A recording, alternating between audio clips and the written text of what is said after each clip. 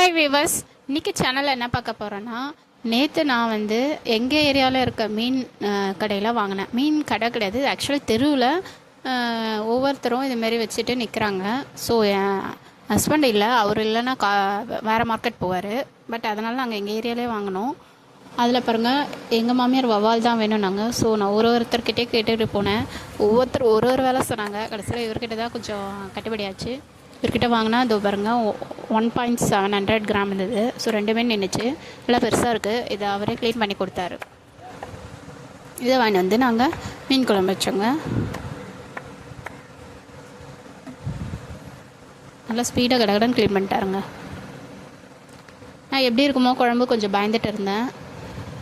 கடல் மீன் தான் கேட்டேன். அவர் சேர்ந்து முடிகிற இடத்துல வர மீனுங்கன்னு சொன்னார். நான் வாங்கிட்டு வந்துட்டேன். கடைசியில் வீட்டில் திட்டினாங்க, இது வந்து வளர்க்குற மீனுன்னு. எல்லோரும் பார்த்து வாங்குங்க. நானும் இனிமேல் உஷாராக வாங்குகிறேன். ஆனால் நல்லா தான் இருந்ததுங்க டேஸ்ட்டு. ஸ்லைஸாக போட்டு கொடுத்துட்டாரு. சரி, உள்ளே என்னென்ன மீன் இருக்குதுன்னு பார்த்தா அவர்கிட்ட மத்தி சின்ன மீன் இறாலாம் இருந்துச்சு. இறா வேணுமானாரு, வேண்டான்னு. இதுமாரி தான் ரோட்டில் எல்லோரும் வச்சு விற்றுட்ருக்காங்க. ஸோ வாங்கினதான் எங்கள் மாமியார் வந்து மீன் குழம்பு வச்சாங்க. சூப்பராக இருந்ததுங்க. குழம்பும் டேஸ்ட்டாக இருந்தது.